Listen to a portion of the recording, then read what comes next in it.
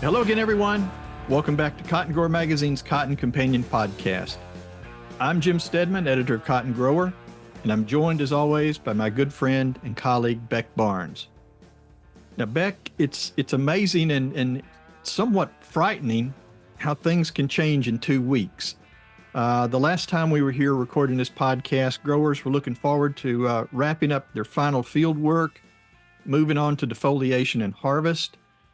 Then came Hurricane Helene, which is one of the most destructive storms on record and proved to be a total catastrophe for agriculture in parts of eastern Georgia and up into the Carolinas, as well as bringing some mind-numbing destruction over into western North Carolina and East Tennessee. We also had continuing attention on a new farm bill as 300 representatives from multiple ag associations and companies descended on Washington, D.C. a few weeks ago to meet with members of Congress and their staffs to plead their case for immediate attention on much-needed legislation. And some pretty impactful grassroots efforts are now underway to help support those face-to-face meetings.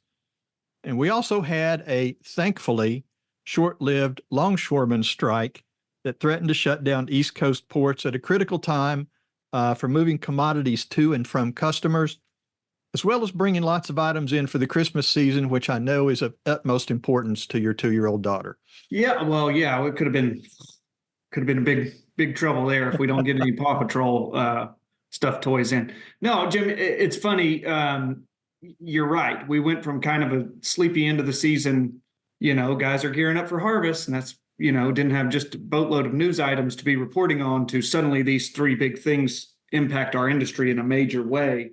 Mm-hmm. And yeah, it's funny, but it's mercifully for everybody. We start talking about that longshoreman strike on the day that it pops off.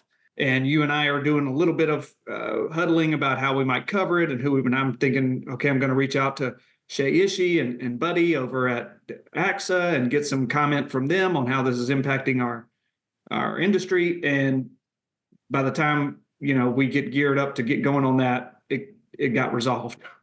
Thank goodness. A little peek behind the curtain of how things work here at Cotton Grower. Right about the time we were getting ready to try to do some interviews on that topic, the strike ended mercifully for the cotton industry and for parents looking at Christmas season. So we were happy about that, but yeah, we still have a boatload of things to be covering, as we will see later on in this episode. Right. Well, we talk about the hurricane, and obviously we're going to talk a little bit about the impact that Helene had on the agricultural community and some of the commodities and products down in the Southeast. But I got to take just a minute and say, as a native East Tennessean, watching the footage and seeing the pictures of the destruction over in parts of Upper East Tennessee, really not very far from where I grew up, and over the mountain into Western North Carolina is just heartbreaking. Again, growing up in that area, I-26, which is the main artery from the area I grew up in the Tri-Cities area, all the way over to Asheville and down across the state, knowing that it's basically impassable. It's a broken system, from not very far from where I grew up all the way into Asheville.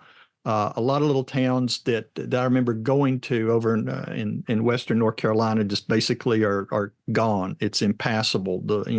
Rivers have changed courses. The roads are gone. It's tragic. It really is. It's for people who have a history, and I will raise my hand too.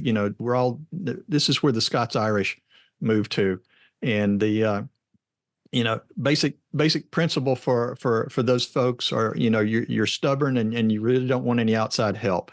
I'm hoping that they'll set that heritage aside and accept all the help they get. And God knows they're going to need a lot here over the next year and years, in fact, to put all that back together. So it's been tough to watch it from an ag perspective. It's even tougher to watch from basically a hometown perspective as well. So, certainly thoughts and prayers stay with those folks, and hopefully we can get things squared away and get them back online as quickly as possible.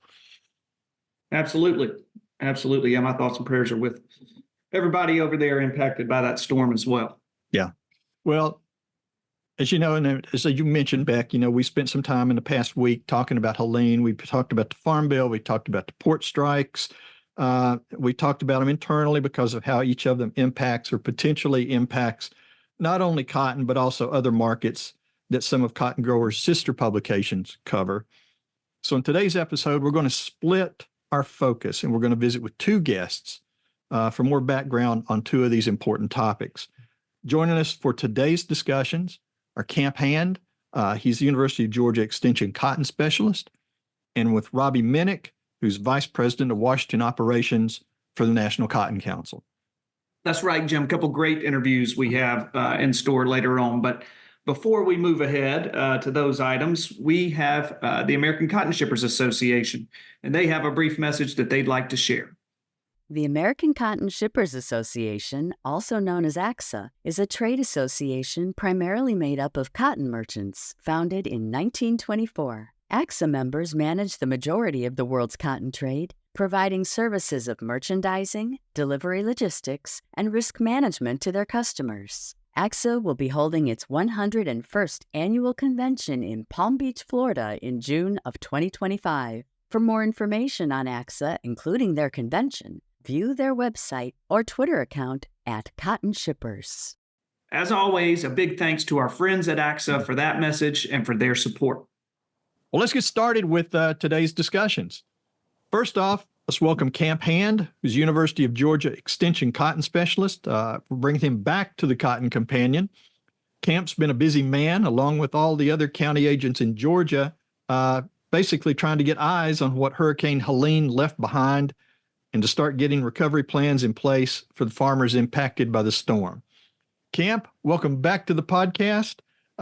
We visited briefly last week, and you were definitely a man on the run at that point. Have things settled down for you just a little bit? Just a little bit. I've been able to kind of spend some time in the office. Of course, we're also trying to pick plots and stuff like that. So trying to get my mind together, I guess, after last week and everything we've seen and some of the data we're collecting on some of these situations we're talking about with Helene, but it's definitely been full speed ahead, foot on the gas the last 2 weeks. Yeah. Well, let's go back to the few days before Helene came ashore. What was the status of the state's cotton crop at that time? And, we probably should ask about peanuts too, because in Georgia, it's really hard to talk about one without talking about the other. Right. So, yeah, the whole season, really, our cotton crop had kind of been ahead of schedule. And so we got some good degree days in the month of June to kind of push that crop a little bit. And then that extreme heat kind of slowed growth, and it put a little more energy into reproductive growth at that time. And so I think that sped our crop up by 10 to 14 days roughly, which kind of plays into why I believe this storm has been so bad. And you brought it up in Georgia, most guys are going to start on peanuts and then they'll move to cotton, right? And so our cotton in a lot of places was ready to be defoliated and get a picker in the field. And Hurricane Helene showed up, okay? And it was really, really, really devastating. I mean, to our crop. And, I was just on the phone with somebody talking about our numbers, going back and forth a little bit. But, really, I did some figuring this morning, and it looks like about 60% of our acres had maximum wind speeds of 45 miles an hour or greater. Because of Hurricane Helene. And then, of course, there's a smaller percentage that was a little more severe. But, I mean, whenever you get over into the Coffee County, Toombs County, even as far east as Bullitt County and as far north as Burke County, where the Midville Experiment Station is, I mean, we saw significant losses in all those places. And there was a lot of cotton that was probably ready to be defoliated. A lot of it was greater than 60% open boll. And there was a little bit that already had been defoliated. And I know some folks who were able to pick a little bit of cotton before the storm came in. So that's a good thing. But cotton took a hit for sure in our state. And, peanuts, they didn't necessarily get the direct hit that we did on cotton because in most cases they had not been inverted yet. They were still in the ground. And so they didn't get the direct hit, but you start talking delays in getting to the field because of down power lines, down trees. You start talking about power being out and to the bind points to where they can't dry peanuts, they can't take them, they can't move them out of a wagon into some of their storage facilities and things like that. You start talking a little more of our indirect type situations on peanuts. So, I think most of the bind points now, they were on the higher priority in terms of getting power back. I think most of them are up and running now, which is a good thing. So we can kind of get back at it. And I mean, in my travels last week across the state, guys for certain did a lot of help in their communities, getting roads cleaned up and stuff like that and helping folks out. But I mean, once it was time to get back started, they hit it hard and they're back in the field right now. And there's not much slowing them down. Yeah, that's pretty much what we do in this business. Yeah, that's right. Now, just basically for folks who aren't familiar with where some of those counties are in Georgia that you were mentioning, if you took sort of a mental map of the state. Sure. So if you're in Georgia and you're coming south out of Atlanta, you're going to be on Interstate 75. Mm-hmm. And pretty much if you have cotton on the east side of I-75, between I-75 and the coast, that's where most of our affected acres are. There's some in the south end of the county that, kind of go a little bit on the west side of the interstate, but really the vast majority were on the east side of I-75. The folks over in the western side got a little bit of wind and some rain out of it, but not, from what I understand, not enough to really hurt what they still had in the field. Right. Yeah, you're talking minimal losses on the west side of the state. And I mean, really, if they got some rain, it might have helped them a little bit, you know. But really, from Tifton kind of towards the east side of the state was where it was a little more severe for certain. Yeah. Have you been able to put an initial dollar figure on there? Or I know you told me, gave me a number in terms of how many bales you think you have lost at this point. Yeah, we've been out looking. I've talked a lot with Taylor Sills, the director of the Georgia Cotton Commission, and we've been talking every day since before the storm came. So we talk a lot, but right now, we're thinking the number is right around a third of our cotton crop, which is right around that, between 500,000 and 600,000 bales. Yeah, was directly lost. And so we've still got a lot to learn on this crop of what we're actually going to get out of it, because there's going to be some indirect harvest losses just from cotton being laid over and matted up and things like that. There's going to be indirect losses from especially our late planted cotton, I think, in terms of the bolls not finishing the stuff in the top. So I mean, and then of course the stuff that's laid down is in the dirt, right? We're reducing quality. There's potential for rot in those type situations. So I mean, in terms of yield and quality losses, we got a long way to go to figure out what exactly we have lost. But you did mention I'm working real close with our county agents across the state to try to get as much information as we can on what was lost, and on fields that were defoliated, we'll be able to get some quality losses from that as well. Sure. Our friends at Cotton Incorporated have agreed to help us out with that. So that's going to be a huge help. Any gins damaged? I'm sure there were. I don't know exactly, but I mean, with some buildings that big and the winds that we saw, I don't have any doubt that there were some damage to gins for certain. All right.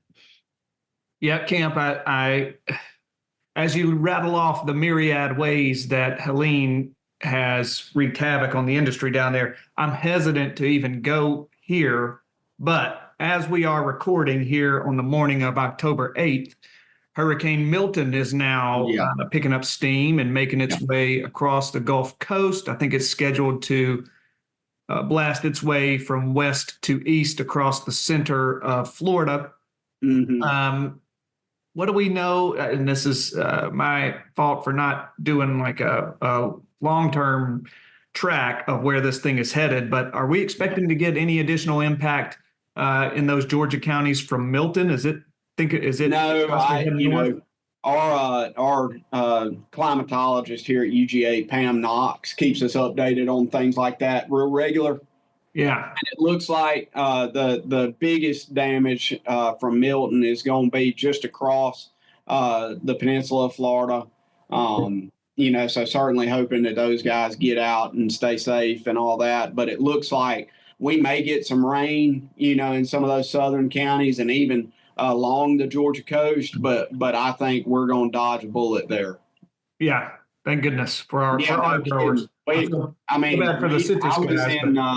was in Douglas last Monday, and it's just wild to see all the destruction from the hurricane. But one thing that I didn't even think about in Tifton, because I was able to text my buddies around here and make sure everybody was good, was that they didn't have any cell service. And so, they didn't know that there was another hurricane that was forecasted. And at that time, we didn't exactly know what it was going to do. And of course, I'm over there 3 days after Helene has done come through and wiped, a lot of infrastructure and stuff like that off the face of the map. And they're like, oh, there's another one coming. And I said, no, let's take this one day at a time, But even, something that I didn't mention that I didn't even think about, and stuff you don't think about until you start talking to growers, is with the loss in cell tower infrastructure, you don't even think about GPS, right, for tractors and stuff like that. And they lost some of that as well. And, that hurts them more on peanuts than it does on cotton. But, that's kind of some of the little stuff that you don't think about until it happens. Yeah. Yeah. One of those things where those old experienced tractor drivers are going to be those folks going to come in handy. That's for sure. Yeah. Well, look, man, I know that USDA has been working to expedite disaster relief for some of your guys, including they've instructed crop insurance companies to expedite loss adjustments and get payments to growers in the next 30 days. And we know that's a start. But what else are your guys needing in order to get back on their feet and ready for 2025? Yeah. So, I kind of heard y'all talking before we started recording, but there was already a lot of concern about 2025, right? Yeah. That's something that, the whole industry the whole ag industry has banded together to kind of tell the story of what we were staring at coming at us in 2025. And really, this hurricane has made the need for assistance that much greater for our guys in Georgia, and even up into the Carolinas to some extent. But, we just need some help because, these guys, there was already a lot of folks looking at going out of business in the 2025 crop year. And, this could be the nail in the coffin for a lot of our folks in Georgia. There's a lot of fields I've been in that are, easy 50% loss, seen some that are 80%, some that are 20 or 30%. But even still, whenever you plant a cotton crop, knowing that you're not going to make much money, all right, if any, right, and then you lose what little bit you were kind of expecting to get, then that makes the situation worse. And so what we need is something quick. Our growers need something pretty quick here. A lot of these programs, generally, if this were to go down the typical timeline, growers, the deadline to apply for assistance would typically be June or July of 2025. And by that point, a lot of guys in this state would already be out of business. We need something to help get us to the point where we can even put a crop in the ground next year. And it needs to be something quick. it's heavy stuff thinking about, it's one thing after the other for our guys down there. You kind of touched on the next question I was going to ask you. So I think we probably wanted to wrap up on maybe a lighter note, right, Jim? Yes, definitely. Definitely. While you're here, Camp, we have to ask, Sure. how's your deer damage study? Yeah. And how's deer damage doing compared to what you've been through for the last couple of weeks? Yeah, the deer stuff is interesting, for sure. We were talking before the podcast started. Deer season is in here in Georgia. I've put a couple on the ground already, so out there trying to do my part. Filling up the freezer again, but it's going really good. We're actually going to go out and harvest our first location this Friday. So, we're seeing some neat stuff. The deer density numbers are just just astounding.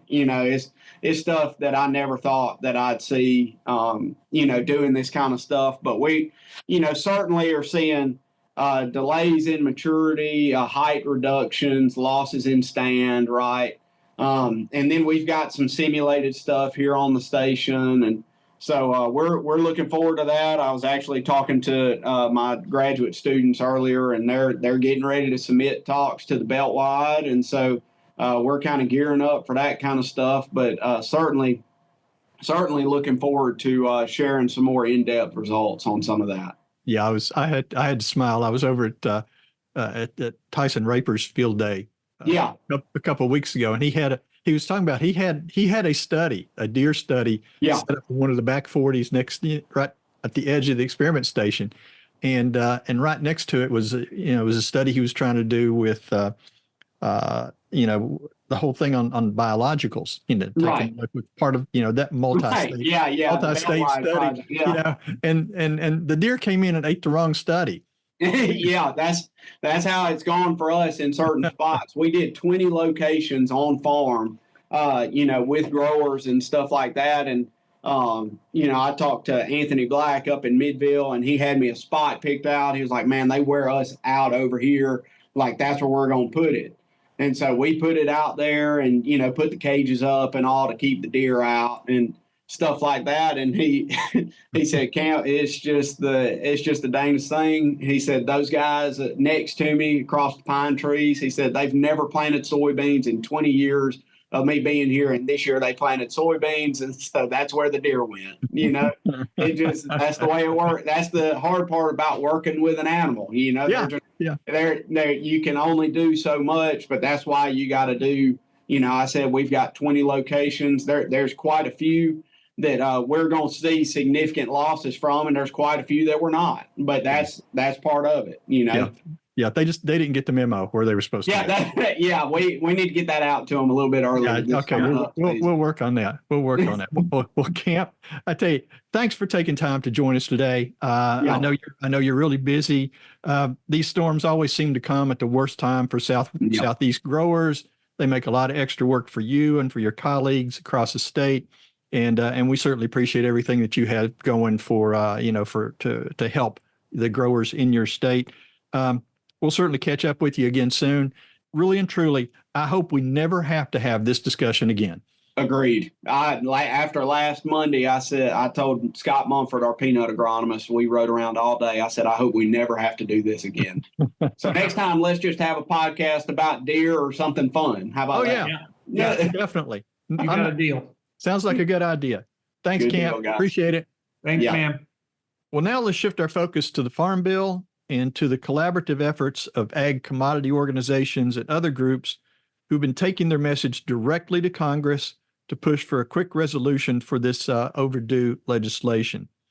Let's welcome Robbie Minnich, who's Vice President of Washington Operations for the National Cotton Council. Robbie sort of had a front row seat to everything that's going on at this point and is being actively involved in these efforts. So, Robbie, welcome back to the Cotton Companion. We appreciate you taking time to join us. Yeah, thanks for having me. Good to be back. Okay. Now, quickly, as I recall, the Farm Bill is about 2 years overdue, right?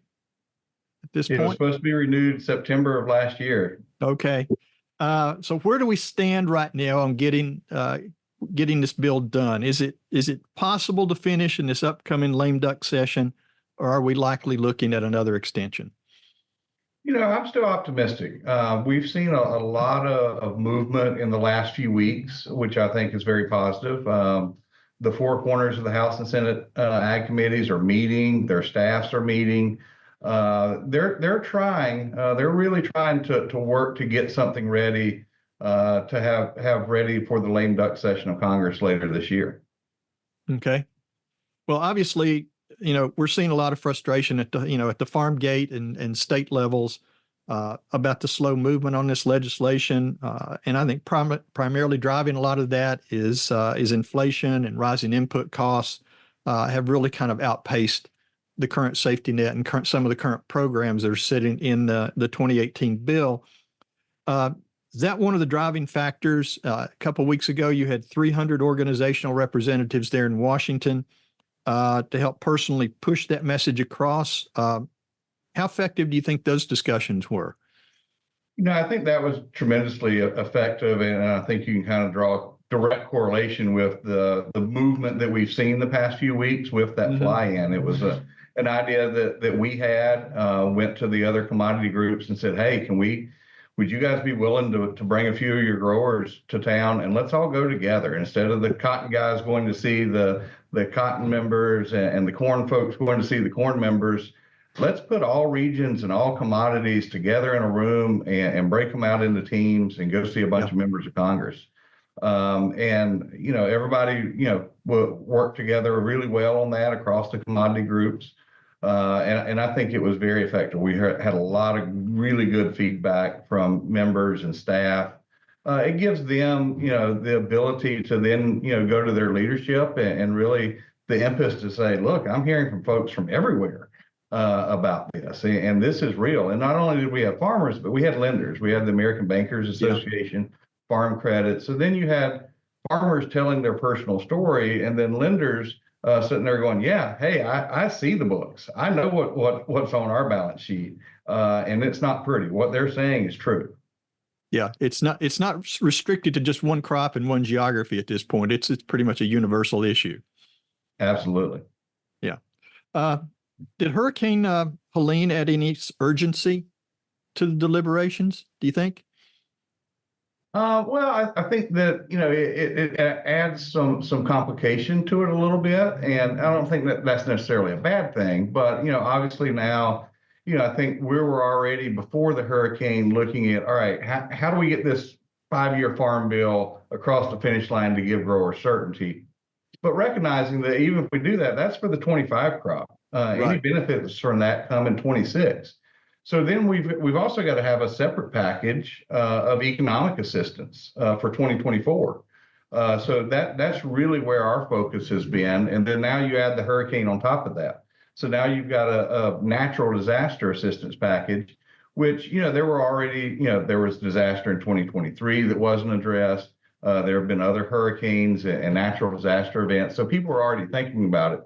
But that really put an impetus on, yes, there will certainly be I believe, a disaster package at the end of the year. Okay. Yeah, Robbie, kind of probably incidentally or coincidentally, around the time that Helene was bearing down on that southeast, I'm scrolling social media, scrolling Facebook, and I see this very somber video message from our longtime buddy, Nick McMicken, down there in Alabama. And I click on it, listen to it, and he is giving a very somber, very sincere and earnest video plea to anybody who's following him, describing the situation on his cotton farm and his neighbor's cotton farms as, he's using language like a crisis, farm crisis. And what he's doing is begging, or not begging, but asking his people to contact their representatives and urge their senators and others to take action and get going on a farm bill. And he's trying to bring some urgency to what is going on here at the farm gate. And it's to see somebody as generally a happy guy as Nick McMicken deliver this very sober-eyed message was jarring for me. And I thought, oh my gosh, do I need to call him? But we come to find out, and it was still very sincere, but this is a concerted effort, come to find out from, I think from the council, where they are, a lot of farmers are making posts like this. Each post is tagged #Cotton Challenge. And it seems like participation is picking up across social media amongst our farmers that we know every week. So it seems to me like it's a very effective grassroots messaging campaign. Can you tell me what is the story behind this program and what has the council's role been? Sure. Well, I mean, I think it kind of goes back and kind of ties into the fly-in. The thing that we started to realize in July and over August is that members of Congress realized that things were bad in farm country, but they didn't really appreciate the severity and exactly how bad and what the consequences of no action were as it relates to a grower getting finance for next year. And so, as our members started meeting with members of Congress, we started to see that we had the fly-in, and I didn't want the fly-in to be like, all right, we came to town for a week, we did our part, we're done. How do you keep that pressure on? How do you keep that intensity and the awareness in front of members of Congress, up until the election, whenever then they come back and they try to wrap things up for the year. So I had a grower call me from North Carolina and said, hey, I was watching this TikTok video, and we don't really use social media like we could, or maybe we should, and what can we do there? And so it kind of got me thinking that we do action alerts in the past where we'd send out an email to our members and say, hey, call your member of Congress. And so I thought about, hey, this is kind of a different way of doing it. If you have farmers tell their story, because no one tells it better than they do. And it is serious and it is somber, what they're looking at if Congress doesn't do anything. But really, but then make it a challenge and say, look, I've done my part. I've reached out to my member of Congress. Have you called yours? And make it kind of farmer to farmer. Have them tag their congressman so that their congressman sees their personal story. And then also thinking through, making it not just about farmers, but the whole rural community. We hear all the time, we talk about all the time about how, the Farm Bill has a trickle down effect to rural mechanics and rural restaurants and rural auto dealers. Well, maybe we have, maybe this will encourage them to be involved, to maybe tell their story, how this is impacting them, but also to call their congresses and say, hey, my farmer buddies need some help here. We need you to step up and take care of them. Yeah. As you say that, I'm remembering that was very much part of Nick's message that I listened to. It was like, hey, we're important to the entire economy down here in these rural towns. I mean, we're the backbone of the economic activity that happens around here. So good old Nick, he's always on message. He's a good guy. He absolutely is. Going. Have you had any feedback from Capitol Hill around the House or the Senate Ag committees around this campaign yet? Yeah, I mean, we've had some. They've certainly taken notice. Senator, a producer in Arkansas, tweeted a similar video. It was retweeted by Senator Bozeman. I've heard from offices that they're starting to get calls. So I think it's an effective campaign. It's a different way of doing things. I mean, a lot of people, they watch those 2-minute videos on social media a lot. I know I do. I think in the end, it's a new way of trying to get the message out because, Congress has to hear from real live constituents. They have to hear from farmers. I tell the story all the time, but it's different whenever it's the actual farmer telling the story, who's worried about his kids taking over their farm. It's when the mom who's farming too is worried about how are we going to get our production loan for next year, and it's real.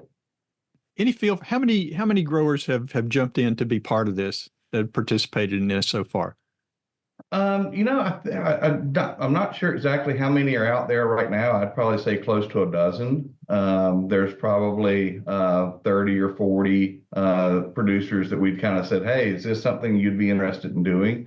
Who have said, yeah, I would. I think that makes a lot of sense. And, obviously, our folks in the Southeast who are still reeling from the Hurricane Helene, that's the furthest thing from their mind, and they got to be focused on other things, and we certainly get that. But I think over the next few weeks, you'll probably start to see more, and hopefully, in a truly organic way, other producers will see it and say, hey, I need to tell my story too. We've had some of that. I mean, there's been some that I'm like, I don't know that person personally. It's not someone that we reached out to, but they were moved by what they saw their fellow producers saying.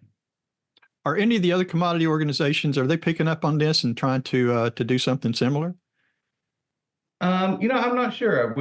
I plan to talk and reach out to some of them, but we've been so focused on trying to get this going on our end that haven't really had a chance to talk with all of them yet and explain to them what we're doing. That we have had a couple conversations with some. So I would say, imagine that maybe some of them look at it and say, hey, that's something we might want to do as well. Okay. Well, cool. Well, all we can say at this point is let's keep those messages going. And with that, we're going to say thanks again for joining us, Robbie. We know you've got plenty on your plate right now between legislation and the upcoming election and God knows what else at this point. So let's plan to get together after the election and hopefully to have some good news to celebrate about the Farm Bill. Sounds good. I look forward to it. All right. Appreciate it. All right. Thank you. Well, all right. Well, that's it for this episode of the Cotton Companion podcast. We want to say thanks again to Camp Hand and to Robbie Minnich for joining us for today's discussions. Both of those guys are extremely busy, as you might imagine right now. So a special thanks to them. Thanks also to the American Cotton Shippers Association for their continued support and sponsorship of the Cotton Companion podcast. And as always, thank you, dear listener, for joining us. We hope that you've enjoyed this episode. And if you did like what you've heard, please be sure to spread the word and tell your farming buddies and neighbors about the Cotton Companion podcast. Here's where and how they can find us. You can find the Cotton Companion in 3 easy ways. First, go to cottongrower.com/companion or simply click the podcast tab at the top of the homepage. Second, subscribe to our channel on iTunes or wherever you find your podcasts these days. And 3, sign up for our weekly e-newsletter, the Cotton Grower e-News, that's delivered to your email inbox every Tuesday morning. You can do that by going to cottongrower.com/subscribe. Also, be sure to follow Cotton Grower on social media. We are at Cotton Grower Mag on Twitter. And on Facebook, you'll find us by searching for Cotton Grower Magazine. Cotton Companion podcast is produced twice monthly by Tyler Hatch and Kim Henderson, our talented colleagues at the world headquarters for Meister Media Worldwide in lovely Willoughby, Ohio. I'm Jim Stedman, he's Beck Barnes, and we'll be back with you in a few weeks with the next episode of the Cotton Companion. Until then, have a safe and productive harvest. Yeah, he works and he works and he works and he works all day. God made a farmer. Yeah,